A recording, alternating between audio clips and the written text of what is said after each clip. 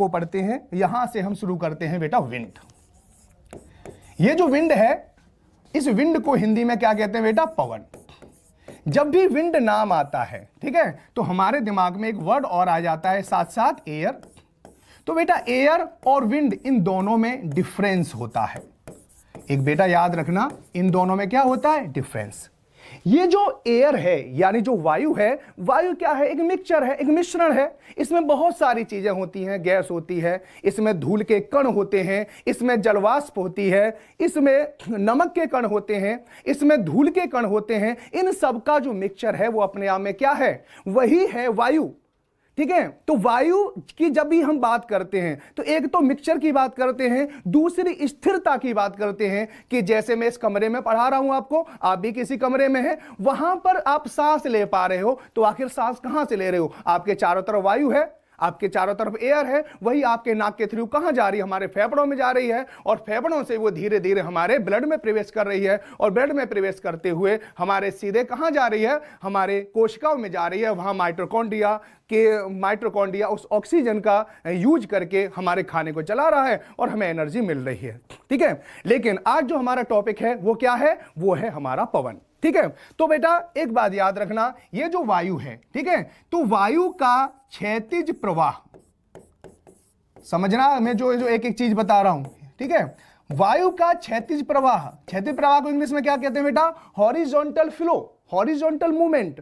Horizontal movement यानी वायु जब हॉरिजॉन्टल चलने लग जाए, यानी वायु की जो गति हो कैसी हो? क्षैतिज हो। जैसे मैंने आपको बताई थी, आंधी आती है बेटा सामने से आती है, अगर सामने कोई पंखा लगा दे, टेबल फैन लगा दे, वहां से क्षैतिज हवा आती है। तूफान आता है, वो भी क्षैतिज आता है।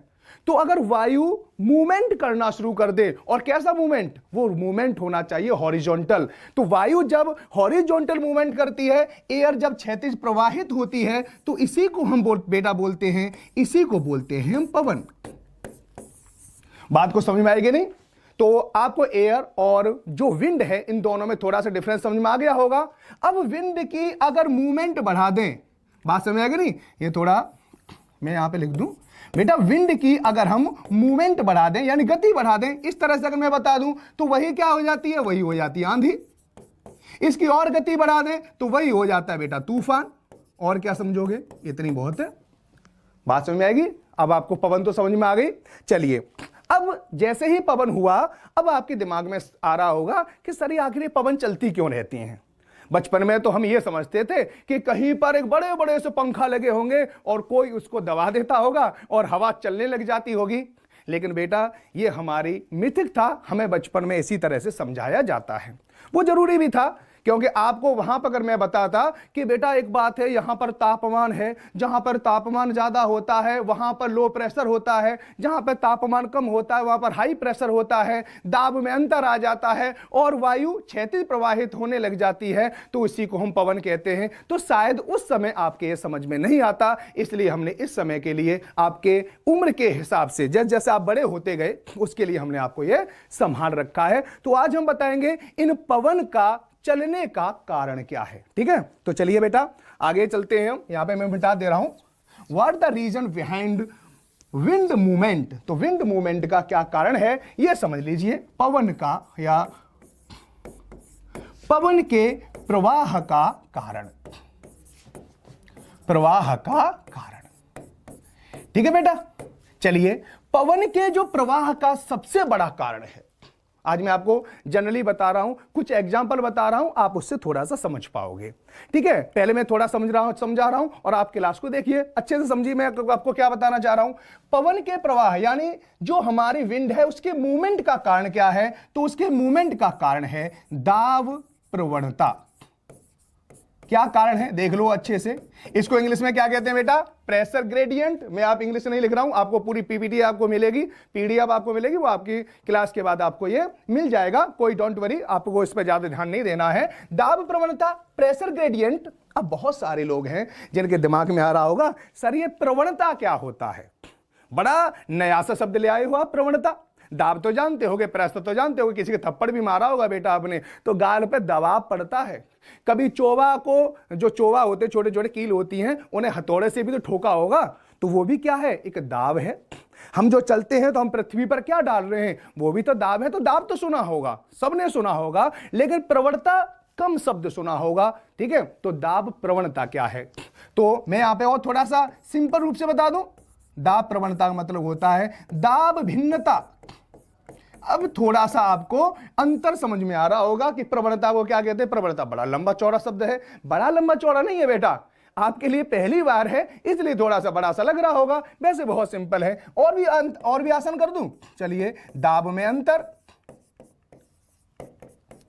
ठीक है, दाब में अंतर, यानी दाब में जब अंतर आता है उसके कारण पवन का प्रवाह होता है।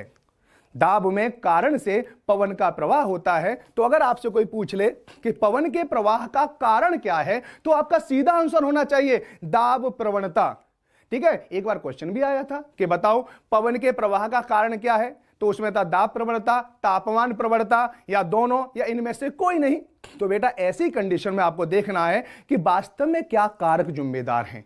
दाब प्रवणता है, भले ही दाब का तापमान से संबंध है, लेकिन यह सेकेंडरी रिलेशन है, इसलिए हमें फर्स्ट रिलेशन को ध्यान में रखना है, वो है हमारी दाब प्रवणता। बेटा देखो अब बहुत अच्छे से समझ लेते हैं दाब में अंतर।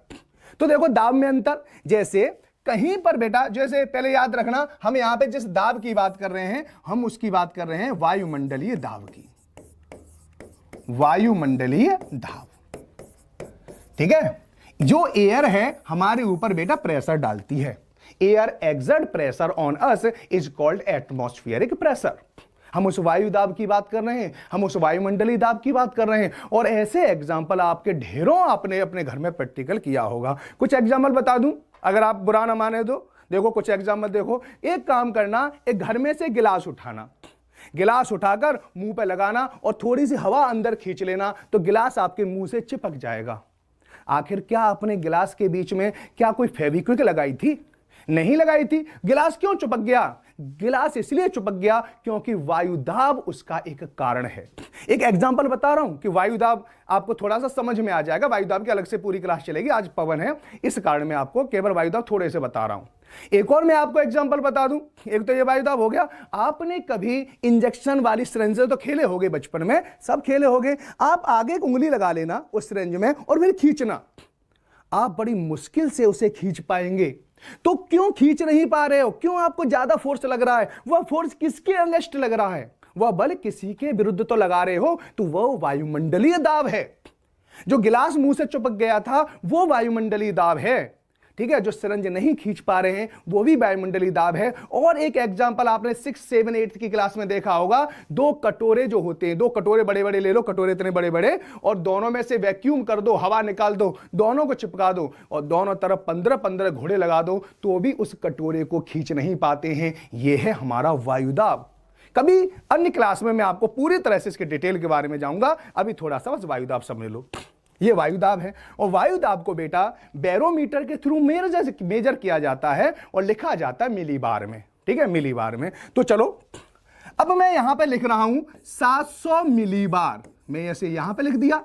एक मैंने लिख दिया बेटा 800 मिलीबार। अब समझना, दाब का मापक है, दाब को ऐसे ही मेजर किया जाता है 700 मिलीबार। ठीक है, 800 मिलीबार। अब देखिए मैंने क्या बताया, दाब में भिन्नता, दोनों में दाब में भिन्नता है। बताइए कम कौन है, 700 या 800? 800 ज्यादा है, 700 कम है, तो ये हो गया बेटा कम दाब यानी लो प्रेशर, ये हो गया ज्यादा दाब यानी हाई प्रेशर। ये जो दाब है, दाब जो भिन्नता है, प्रेशर ग्रेडियंट है, ये रिलेटिव होता है, ये मत सोचना। तो यहां पर हाई प्रेशर और लो प्रेशर, ये हाई प्रेशर ये लो प्रेशर, इसी को कहते हैं दाब का अंतर, इसी को कहते हैं दाब भिन्नता, इसी को कहते हैं दाब प्रवणता, इसी को कहते हैं प्रेशर ग्रेडियंट। बात समझ में आई कि नहीं? चलिए अब आपको ये अच्छे से समझ में आ गया होगा, तो हम और आगे बताते हैं। क्या बताते हैं थोड़ा सा समझ लो। अब समझ में आ गया नहीं? तो वायु दाब तो अंतर क्या है, यानी दाब क्या है, यानी ये तो कम दाब और ज्यादा दाब, हाई प्रेशर और लो प्रेशर। ठीक है, चलिए अब ये हाई प्रेशर लो प्रेशर क्यों बनता है ये भी आगे मैं बता दूं। देखिए थोड़ा सा समझो इसको, आपको बहुत अच्छे से समझना है, बहुत सिंपल है, समझ में भी आ जाएगा। देखिए ये कोई सरफेस है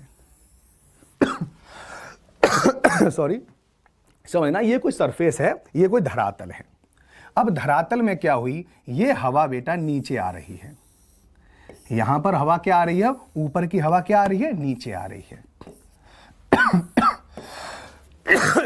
अब ये मत कहना सर, ये मत कहना कि हवा से नीचे क्यों आ रही है, आपने भी देखा होगा एसी चलती है, एसी में से हवा निकलती है, वो बेटा नीचे आती है, ऊपर नहीं आती, हवा नीचे बैठती है ना। एक एग्जांपल बता रहा हूं घर से, तभी आपको समझ में आएगी।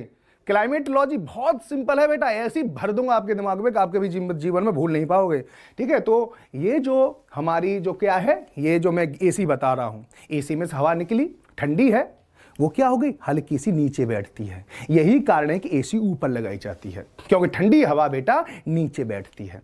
यही रीजन है कि जो रेफ्रिजरेटर जो होते हैं, रेफ्रिजरेटर में जो कूलिंग वाला जो सेक्टर होता है वो भी कहां होता है, ऊपर होता है, क्योंकि ठंडी हवा बेटा नीचे बैठती है।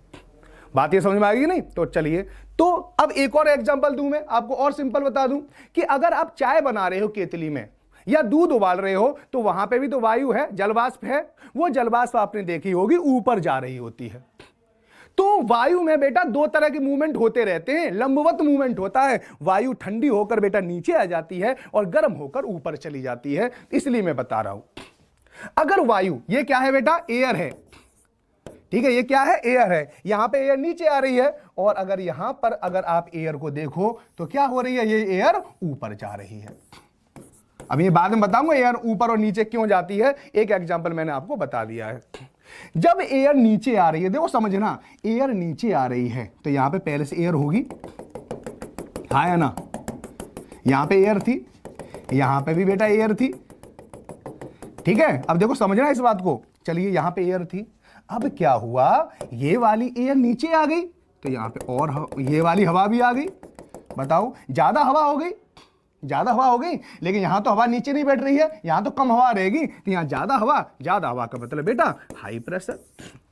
यहां पर देखो, यहां पर क्या है, यहां पर हवा ऊपर जा रही है, ऊपर जा रही है, तो देखो यहां पर मैं आपको बता दूं, अगर ऊपर जा रही है, चलिए मैं यहां पे बता दे रहा हूं, ठीक है, यहां पर हवा बेटा क्या कर रही है, ऊपर जा रही है, ये हवा ऊपर जा रही है, तो यहां पे हवा क्या रह जाएगी, थोड़ी सी कम रह जाएगी, क्योंकि यहां की हवा तो ऊपर जा रही है, तो यहां हवा की मात्रा क्या हो जाएगी, कम, तो कम हवा लो प्रेशर, ज्यादा हवा हाई प्रेशर, सीधी बात है।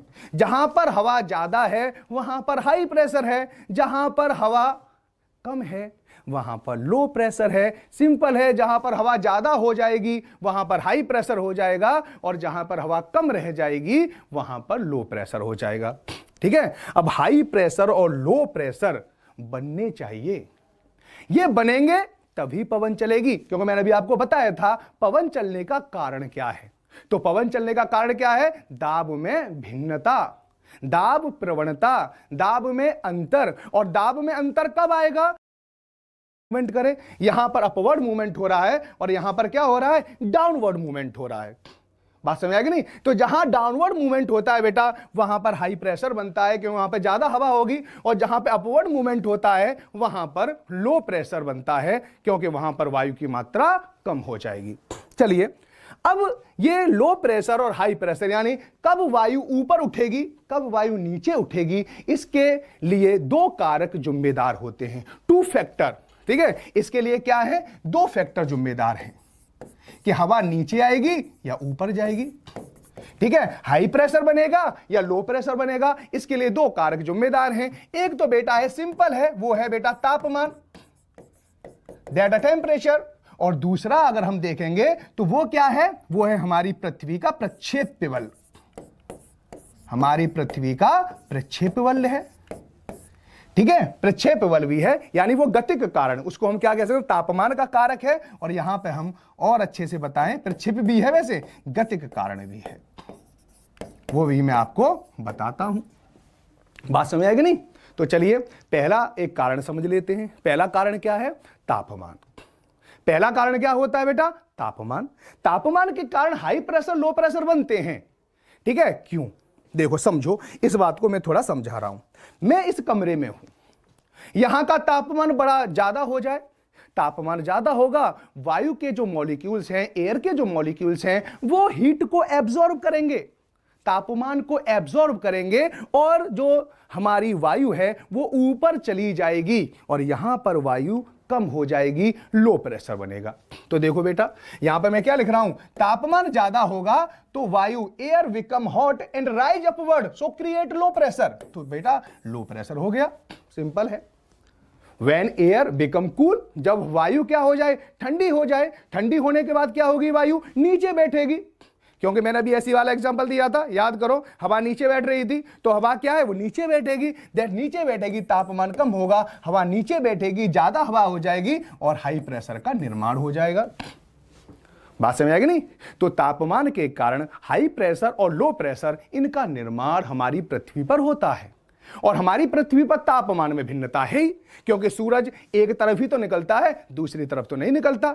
हर जगह सूरज की जो किरणें हैं उनका कोण अलग अलग बनता है, और अलग अलग बनने के कारण वहां पे तापमान में भी भिन्नता होती है, और तापमान में भिन्नता होगी तो दाब में भी भिन्नता होती है। हालांकि इसके कुछ एक्सेप्शन हैं, अपवाद हैं, लेकिन आपको, क्योंकि मैं शुरुआत कर रहा हूं इसलिए मैं आपको एक्सेप्शन भी आगे बताऊंगा। ठीक है, चलिए पहले तो हो गया कौन सा, हमने तापमान बता दिया। तापमान और वायु दाब में बेटा उल्टा संबंध है। तापमान ज्यादा होगा, वायु दाब कम होगा, तापमान कम होगा, वायु दाब ज्यादा होगा। चलिए एक तो ये हो गया। दूसरा मैंने क्या बताया था, प्रक्षेप्य बल यानी गतिक कारण। ठीक है, तो गतिक कारण में भी मैं आपको यहां पे मिटा दे रहा हूं, यहां पे समझा दे रहा हूं। गतिक कारण या उसको प्रक्षेप्य बल भी कहते हैं। बड़ी देर में मिट रहा है तो बेटा अब हम पढ़ते हैं, यहां पर व्हाइट ले लेते हैं, प्रक्षेप्य बल। इसके लिए आपको कोरियोलिस बल के बारे में हम बताएंगे, जिसको हम बाद में बताएंगे। ये बेटा हमारी पृथ्वी है, पहले यहां पे पृथ्वी समझ लो बेटा। ये इक्वेटर है, 0 डिग्री जानते ही हो, ये आपका नॉर्थ पोल है, और ये यहां पर साउथ पोल है। बेटा पृथ्वी का जो प्रक्षेप्य बल है, पृथ्वी से दूर जाने वाला फोर्स है, वो क्या होता है, कुछ इस तरह से होता है, कुछ क्या होता है, उस तरह से होता है। पृथ्वी का जो प्रक्षेप बल है वो भूमध्य रेखा पर होता है 0, और ध्रुवों पर होता है बेटा मैक्सिमम। ध्रुवों पर मैक्सिमम होता है और यहां पे मिनिमम होता है।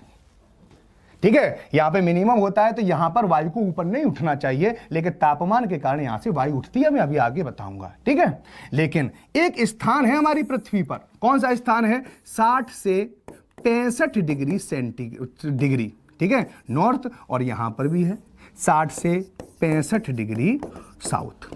यहां पर प्रक्षेप्य जो बल है उस पर तापमान का कारक प्रभाव नहीं डालता है। इस कारण जब पृथ्वी घूमती है, पृथ्वी किधर घूमती है, वेस्ट टू ईस्ट घूमती है।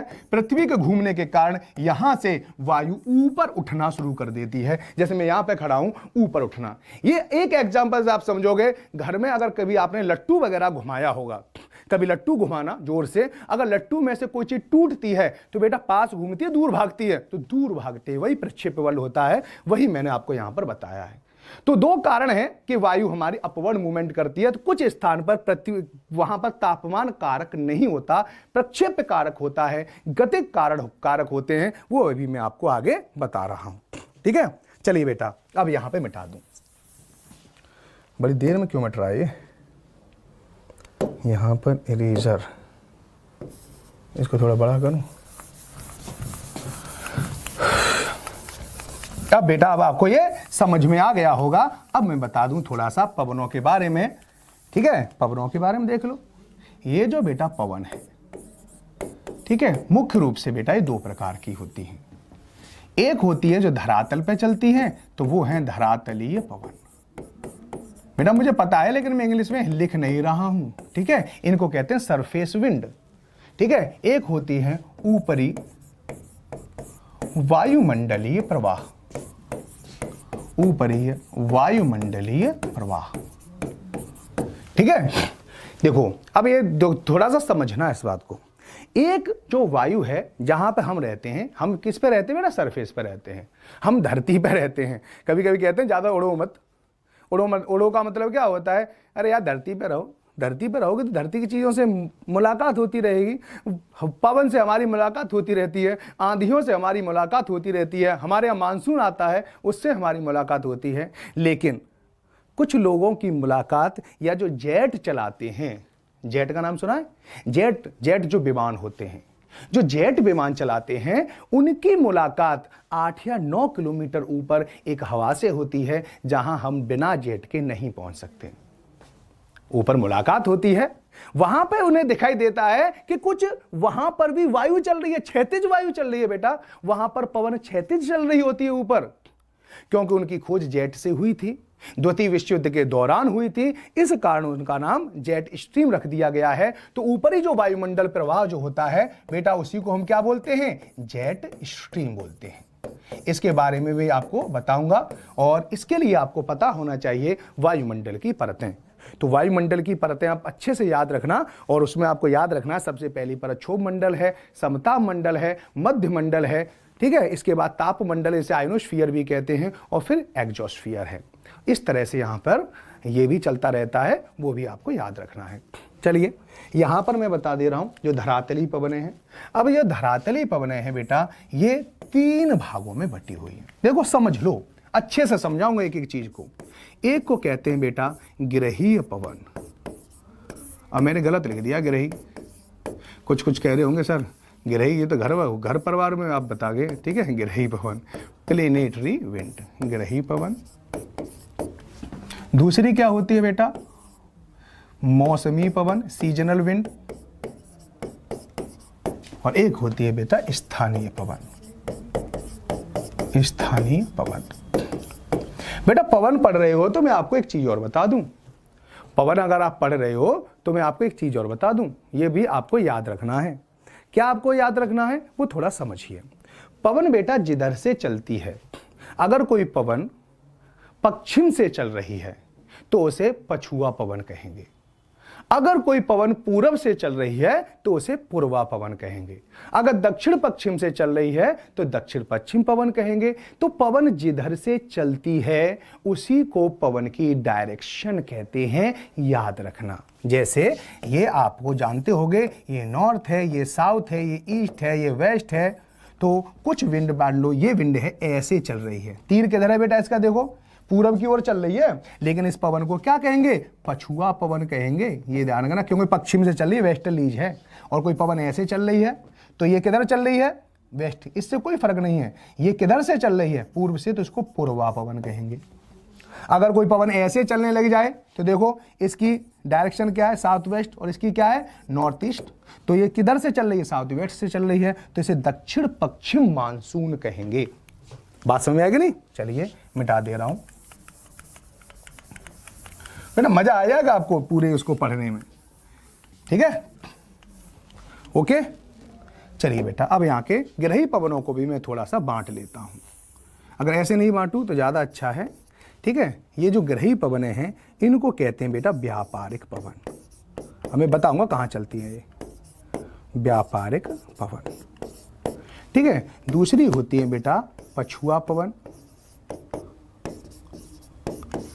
तीसरी होती है पोलर विंड, यानी ध्रुवीय पवन, ठीक है। अगर हम मौसमी पवनों की बात करें तो ये भी मौसमी जो पवनें हैं वो भी क्या होती हैं?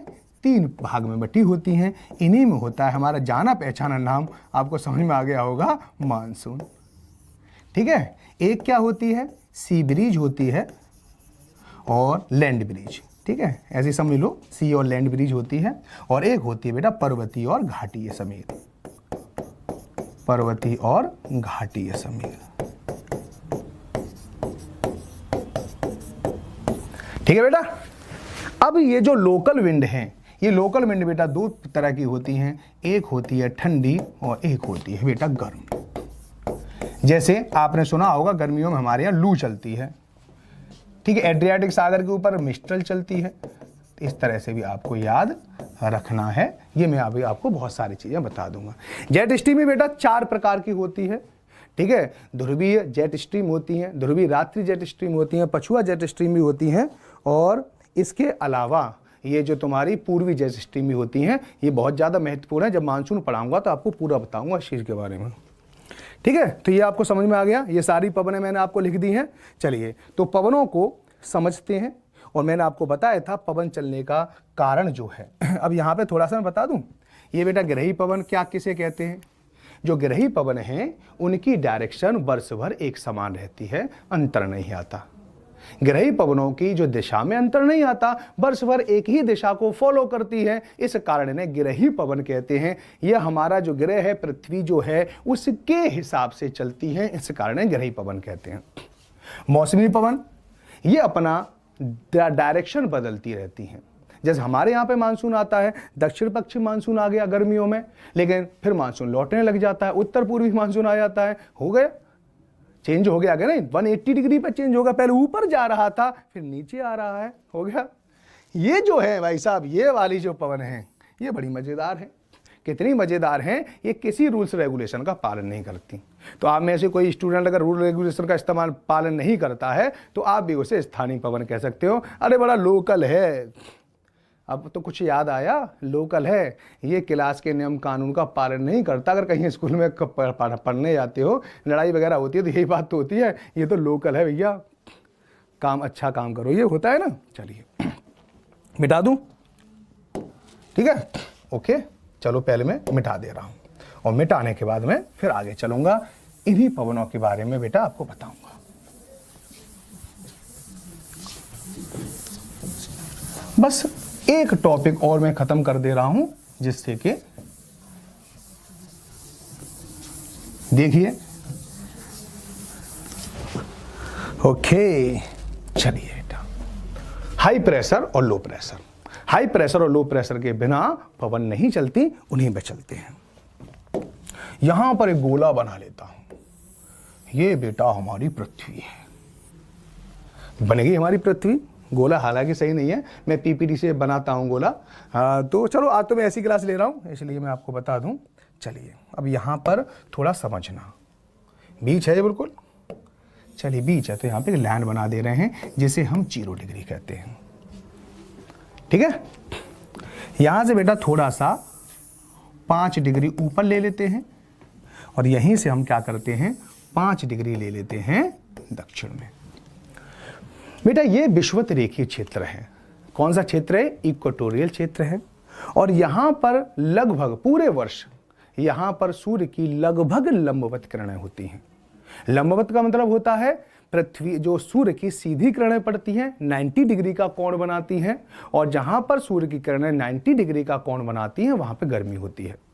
इसको भी थोड़ा एक एग्जांपल से समझ लूं, जैसे सुबह सुबह की बात है। सुबह देखो सूर्य सामने होता है, आपने अपनी किताब को ऐसे करके रख लिया सिर पर, देखिए सामने सूरज है, सूरज से किरणें आती हैं ऐसे करके, कितना एंगल बना रही है, 0।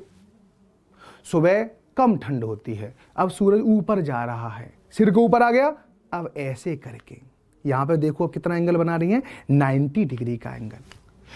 तो गर्मी कब ज्यादा होती है, दोपहर में। क्यों गर्मी होती है, क्योंकि सूर्य की किरणें 90 डिग्री का कोण बनाती है। सुबह गर्मी क्यों कम होती है, क्योंकि सुबह सूरज की किरणें 0 डिग्री का कोण बनाती हैं। याद रखना, सूर्य की जो किरणें हैं पृथ्वी के सापेक्ष जितना ज्यादा कोण बनाएंगी उतना ही ज्यादा वहां पर गर्मी होगी, और कम कोण बनाएंगी वहां पर कम गर्मी होगी, ठीक है।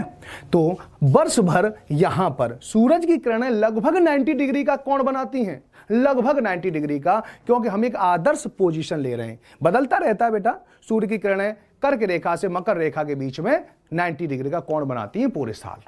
आपको पता है 21 जून को कर्क रेखा पर 90 डिग्री का एंगल बनता है, ठीक है। और 22 जो दिसंबर है वो कहां पर बनता है, वो मकर रेखा पर बनता है। और भूमध्य रेखा पर 2 बार बनता है, एक तो 21 मार्च को बनता है और 23 सितंबर को बनता है, लेकिन रहती सूर्य की किरणें वही है। चलिए, उसके कारण यहां पर ये वाला क्षेत्र देखो, ये वाला जो क्षेत्र आपको दिखाई दे रहा है, यहां से क्या होता है बेटा, अब यहां पर क्या है, अब तुम बताओ, यहां पर सूर्य की किरणें 90 डिग्री का एंगल बनाती हैं, तो ये वाला क्षेत्र गर्म हो जाता है, यहां पर तापमान हो जाता है ज्यादा। ये वाला क्षेत्र क्या हो जाता है, गर्म हो जाता है, तापमान हो जाता है ज्यादा, और तापमान ज्यादा होगा तो air become hot and rise upward. ये धरती ऐसे समझ लो, हवा को ऊपर उठा दो, चलिए ये हवा ऐसे करके ऊपर उठ जाएगी। जैसे अगर मैं विषुवत रेखा पे खड़ा हूं तो ऐसे करके हवा उठेगी, ऊपर चली जाएगी। यहां पे बना नहीं सकता ना, तो यहां पर मैं समझाने के लिए ऐसे करके एक लाइन बना दे रहा हूं। ये वास्तव में लाइन बेटा ऐसे है, समझाने के लिए बनाई है बस। ठीक है। चलिए, ये ऐसे करके हवा उठी तो यहां पर हवा कम रह जाएगी, यहां पर क्या बन जाएगा, लो प्रेशर बन जाएगा। तो यहां पे मैं लिख दूं लो प्रेशर।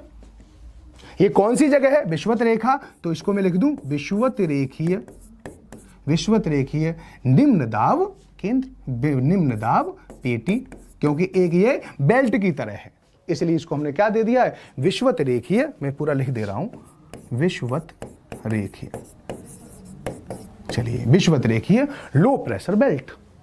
ये बात समझ में आ गई। यहां पर क्यों बना, यहां पर तापमान ज्यादा रहता है, वायु गर्म होती है, वायु गर्म होकर ऊपर उठ जाती है। केतली से निकली हुई हवा भी बताई तो थी, याद आ गया होगा ना। चलिए, यहां ऊपर हवा उठा दो, ये हवा ऊपर उठी है, वैसे ये ऐसे बनानी चाहिए थी मुझे, ठीक है। जब मैं पीपीटी से पढ़ाऊंगा पूरी बेटा वीडियो दिखाऊंगा हवा को ऊपर उठते हुए। चलिए, अब ये जो ऊपर हवा जा रही है, ठीक है, अब मैं समझा रहा हूं, देखो समझो। ये क्या है, ये है तुम्हारी विषुवत रेखा। यहां पर तापमान ज्यादा है और ये हवा ऐसे करके उठ रही है, ऊपर उठ रही है। बेटा अब हवा ऊपर उठेगी, कितनी ऊपर जाएगी, एक लिमिट होती है कि ऊपर जाने पर क्या होता है, ठंडक होती है।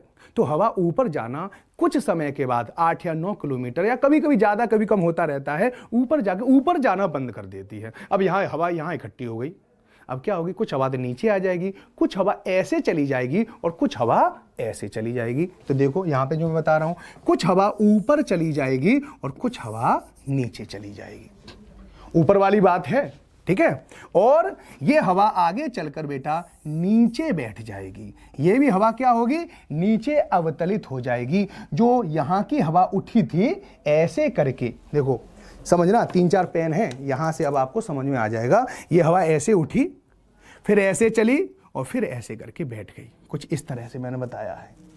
बात समझ में आ गई नहीं। चलिए, ऐसे बैठ जाती है, जहां पर बैठती है।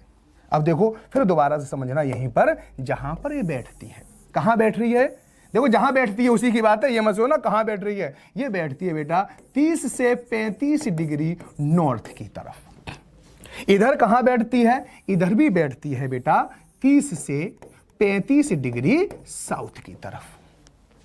हवा यहां पर बैठ गई, हवा यहां पर क्या हो रही है, नीचे आ रही है ना, गति के कारण, पृथ्वी की गति के कारण। वो आगे और ज्यादा हम डिटेल में बताएंगे। पृथ्वी की गति के कारण ये हवा नीचे बैठ रही है, और नीचे बैठ रही है तो यहां पर 30 से 35 डिग्री पर हवा की मात्रा ज्यादा होगी, है ना। हवा की मात्रा ज्यादा होगी तो यहां पे ज्यादा हवा, तो क्या है, हाई प्रेशर। क्या है यहां पर, हाई प्रेशर। देखो क्यों हो रहा है, क्योंकि हवा यहां पर बेटा नीचे बैठ रही है, हाई प्रेशर बन गया। इस जगह को क्या कहते हैं बेटा, उपोष्ण हाई प्रेशर पेटी यानी बेल्ट, इसको भी यही कहते हैं, उपोष्ण उच्च दाब पेटी। बात क्लियर हुई कि नहीं, अब ये बता दो बेटा, बहुत सिंपल है, ठीक है। अब देखना, चलिए और थोड़ा सा मैं आगे बता दूं। अब यहीं पे एक चीज और बता दूं, और सिंपल हो जाएगा तुम्हारे लिए। ये तो बेटा धरती है ना, हाँ, ये तो धरती है। यहां पर क्या है, हाई प्रेशर, यहां पे क्या है, लो प्रेशर। और हवा हमेशा याद रखना, दोनों में अंतर आ गया, ये हाई प्रेशर लो प्रेशर। तो हवा की हमेशा बात याद रखना, पवन की जब हम बात करेंगे, जो पवन होती है बेटा हमेशा हाई प्रेशर से, पवन जो होती है हमेशा हाई प्रेशर से लो प्रेशर की ओर बहती है। ये भी याद रखना, यहां पे ज्यादा हवा है, देखो सिंपल है, ज्यादा दिमाग मत लगाना इसमें। यहां पे ज्यादा हवा है, यहां पर कम हवा है, लो प्रेशर कमी तो है, तो ये वाली जो हवा है यहां पे भरने के लिए भागेगी, इधर भागना शुरू कर देगी। यही होता है क्षैतिज प्रवाह। तो वायु हमेशा, जो पवन है हमेशा हाई प्रेशर से लो प्रेशर चलती है। तो यहां पे बेटा क्या है, हाई प्रेशर, यहां पे लो प्रेशर, तो ये हवा बेटा ऐसे भी चलना प्रारंभ कर देगी, धरती पर ऐसे भी चलना प्रारंभ कर देगी। ये भी हवा ऐसे ही चलना प्रारंभ कर देगी। अब देखो कितना मजा आ गया है यहाँ पे, है? ये हवा धरती वाली ऐसे चल रही है, ये हवा धरती वाली ऐसे चल रही है, यहाँ पे आ गई, यहाँ से गर्म होके ये ऊपर उठ रही है। ऊपर उठने के बाद बेटा ऐसे जा रही है, फिर ऐसे जा रही है, ठीक है, ऐसे जा रही है, फिर ऐसे जा रही है, और फिर ऐसे जा रही है। बन गया एक सेल, बन गया ये पूरा एक चक्र बन गया। इसको बेटा हेडली सेल कहते हैं, हेडली सेल। मस्त चीज है ये, सिंपल है, कोई ज्यादा टिपिकल नहीं। अब आइए थोड़ा सा और समझ लेते हैं, ठीक है। देखो क्या समझते हैं, बस इसी को बताऊंगा और ज्यादा नहीं बताऊंगा मैं। यहां पे समझ लेते हैं, एक इस जगह होती है, उसको कहते हैं 60 से 65 डिग्री नॉर्थ। यहां भी होती है 60 से 65 डिग्री साउथ, यहां पर होती है। अब यहां पर पृथ्वी का प्रक्षेप्य बल ज्यादा होता है क्योंकि ध्रुवों के पास है। अब प्रक्षेप बल जो होता है, कोरियोलिस जो फोर्स होता है, ठीक है, वो क्या करता है, यहां की वायु को ऊपर फेंक देता है। यहां तो हवा होगी ना, तो यहां की हवा बेटा इस तरह से ऊपर चली जाती है, ठीक। अब यहां पे ऊपर जाएगी, यहां की भी हवा बेटा ऊपर जाएगी। देखो सिंपल, कितना सिंपल है, वही याद समझना। यहां पे ऊपर जाएगी, ऊपर हवा चली गई यहां से, तो यहां पे लो प्रेशर बन गया। हवा ऊपर चली गई, लो प्रेशर बन गया। मैंने क्या बताऊं, हवा ऊपर जाएगी तो लो प्रेशर बनेगा, नीचे बैठेगी तो हाई प्रेशर बनेगा। इसको कहते हैं उसको कहते हैं उपध्रुवीय, क्या कहते हैं इसको, सब पोलर लो प्रेशर बेल्ट, ठीक है। इसको भी कहते हैं, इसको सेम है, सब पोलर, मैं लिख नहीं रहा हूं, यहां पे लो प्रेशर बता रहा हूं बस। लो प्रेशर बेल्ट बन गई, एक और बेल्ट। चलिए बेल्ट बन गई, तो अब क्या होगी, ये वाली जो पवन है वो भी इधर चलेगी या इधर चलेगी, और फिर यहां पे क्या आ जाएगी बेटा, ये भी यहां पे बैठ जाएगी। इसलिए यहां पे हाई प्रेशर हो रहा है, देखो। अब यहां पर क्या हाई प्रेशर, तो ये विंड कैसी चलेगी, मैं थोड़ा वही बना दे रहा हूं, ये मैं दूसरा कलर ले लेता हूं, ये वाला। तो ये विंड ऐसे चलेंगी। अब याद रखना क्यों चल रही है ऐसे, क्योंकि यहां पर हाई प्रेशर है, यहां पे लो प्रेशर, और वायु हमेशा हाई प्रेशर से लो प्रेशर की ओर चलती है। ये धरातल है, ये धरातल पे चल रही है, तो यहां पर कैसे चलेगी, ऐसे चलेगी। फिर यहां पे ऊपर उठ जाएगी, यहां पर ये आ जाएगी, और यहां पर ये ऐसे करके बैठ गई। यहां पे भी देख लो, यहां पे ऊपर उठी, ऐसे करके चली, ऐसे करके चली, ठीक है, ऐसे करके चली और ऐसे करके चली, बन गया एक और सेल। इसको हम कहते हैं, दोनों को, ये दोनों हैं, ये वाले हैं, ये दोनों क्या हैं, इनको कहते हैं हम फेरल सेल। बेटा जलवायु तो ऐसी आ जाएगी आपको कि जीवन में कभी आप जलवायु को तो नहीं भूल पाओगे, कुछ भी भूल जाओ लेकिन जलवायु नहीं भूल पाओगे, ठीक। तो चलो आगे चलते हैं, सिंपल है, ठीक है। क्या सिंपल है, ये हवा बेटा ऊपर जाएगी, यहां पर क्या है, यहां पर तो क्या है, मैं थोड़ा कलर चेंज कर लेता हूं जिससे कि आपको याद रहे। यहां पर तो नॉर्थ पोल है, यहां पे तो तापमान ज्यादा रहता है, यहां पे तो हवा नीचे बैठेगी, तो यहां पे हवा क्या हो रही है, ये नीचे बैठ रही है, हवा नीचे आ गई, तो नीचे आएगी हवा, तो यहां पर क्या बन जाएगा, हाई प्रेशर बन जाएगा ना। यहां पे हवा नीचे बैठ रही है, तो सेम यहां होगा, ये भी तो यहां पे हाई प्रेशर बन जाएगा, क्यों, ऊपर की हवा क्या हो रही है, नीचे बैठ रही है, तो हाई प्रेशर, ठीक है। चलिए अब हाई प्रेशर है, तो मैं एक नए कलर में इसको बता दे रहा हूं, फिर आपको ये और क्लियर हो जाएगा। हाई प्रेशर से बेटा हवा ऐसे चलेगी, धरती वाली हवा मैंने इस पे बनाई है, ऐसे चलेगी, ठीक है। फिर यहां से क्या जा रही है, देखो यही वाली पवन ऐसे उठ रही है, फिर ऐसे जा रही है, फिर ऐसे जा रही है, और फिर ऐसे जा रही है। यहां पे फिर देख लो, यहां पर और सिंपल है, ठीक है। क्या सिंपल है, यहां पर देखो, यहां पर पवन ऐसे जा रही थी, फिर ऐसे जा रही थी, फिर ऐसे चल रही है, फिर ऐसे चल रही है, तो ये वाला जो है इसको कहते हैं हम ध्रुवीय सेल। इसको क्या कहते हैं बेटा, हम ध्रुवीय सेल, इसको क्या कहते हैं हम, ध्रुवीय सेल, ठीक है। इस तरह से अब यहां पे थोड़ा समझ लो, ये जो विंड आपको दिखाई दे रही है, ये इधर वाली जो विंड है जो इस पे चल रही है, इन्हीं को कहते हैं धरातलीय पवन। और जो विंड बेटा ये ऊपर चल रही है, यहां पर ये विंड चल रही है, जो ये चल रही है, ये चल रही है, ये चल रही है, ये चल रही है और ये चल रही है, दैट्स कॉल्ड जेट स्ट्रीम। इन्हीं को जेट स्ट्रीम कहते हैं, जो वायुमंडल के ऊपर चलती हैं, क्षोभ मंडल की ऊपरी सीमा में चलती हैं, समताप मंडल की नीचे सीमा में चलती हैं। अपर जो लिमिट है जो हमारे ट्रोपोस्फियर की वहां चलती हैं, और लोअर लिमिट हमारे स्ट्रेटोस्फियर की वहां चलती हैं। बात समझ आएगी नहीं? तो चलिए यहां पर मैंने आपको ये सारी चीज बता दी, ये सारे फेनोमेना बता दिए। इनमें से ही मैं आपको ये पीले कलर वाली हैं, इन्हीं को बेटा पूर्वा पवन कहते हैं, ईस्टर्लीज कहते हैं। यहां पर ये जो पवन आपको दिखाई दे रही है, ये और ये जो ग्रीन वाली हैं, इनको पछुआ पवन कहते हैं। क्यों कहते हैं मैं भी आपको ये बताऊंगा, क्योंकि फेरल का नियम है कि जो विंड जब चलती है, क्यों पृथ्वी घूम रही है, तो ये विक्षेप्य हो जाती है, थोड़ी सी मुड़ जाती है, ठीक है, मुड़ जाती है। तो मुड़ जाने का क्या नियम है वो मैं अभी आपको बताऊंगा। तो यहां पर ये हो गई, ये वाली जो विंड है, जो हमारी बनी हुई है कैसे ब्लू से, ये है आपकी पोलर विंड, ये है आपकी ईस्टर्लीज, और यहाँ पर है आपको ये वेस्टर्ली।